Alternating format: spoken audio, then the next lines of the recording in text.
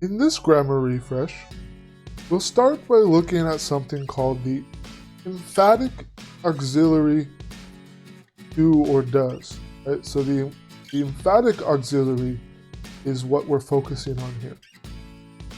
And this basically means that you're stressing the auxiliary verb when you say it. Okay, so we use this emphatic auxiliary verb in our sentences to stress the point of the sentence. So let's take a look at the examples. It's the easiest way to really understand this. Okay, and here, the auxiliary verb is do or does or did in the present or past tense. And listen to how I read it to see how it's the emphatic auxiliary verb. So the first example is, they do know me after all, right? So you hear me stress the do. Okay, so they're really focusing on the fact that, oh, hey, they do know me, right? Everyone thought they didn't, but they do. So they do know me after all, okay? So that's different than if you just read it as a simple auxiliary verb without the emphatic part, right? Without the emphatic, it's just, they do know me after all. But with the emphatic auxiliary, it's, they do know me after all. Okay, let's look at another example. It does sound horrible. How did it happen?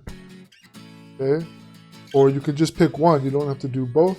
It does sound horrible. How did it happen? Okay, so you can add that emphasis on these auxiliary verbs.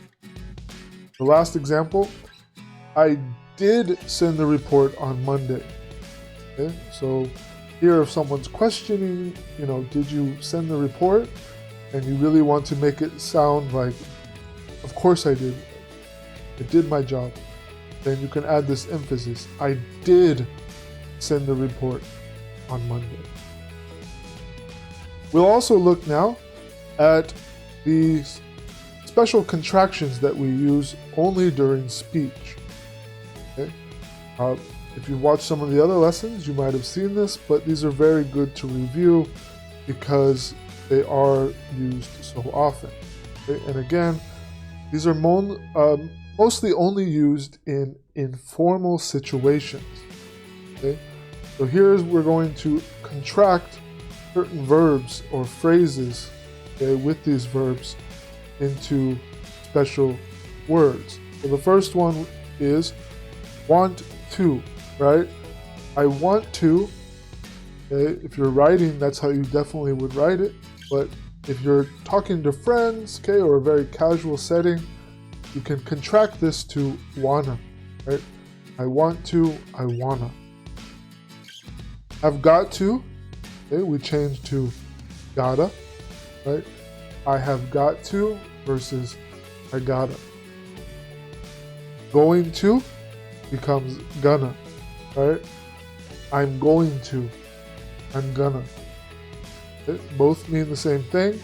And these are very good to get used to because, you don't know about these and someone who is a native speaker is talking to you, these words are going to sound so strange to you and you're not going to understand them, right? Someone says, I want to have this banana. What is wanna?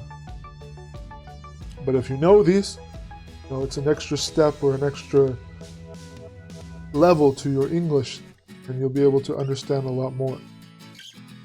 So our examples here are, so what are you gonna do? Right? What are you gonna do? Gonna. The next one, well, I gotta go. The work isn't going to do itself. Okay? So you can see how these kind of all blend together, right? It makes your sentence, all the words seem very blended together. Well, I gotta go. It's not, well, I got to go. Well, I gotta go. Okay? The last example is, I don't want to call in sick after only 3 weeks of working here, but I can't work in this state. And again, I don't wanna. I don't wanna call. It's all blended together. I don't wanna call in sick versus I don't want to call in sick, right? I don't want to call. Subscribe dong English tutorial.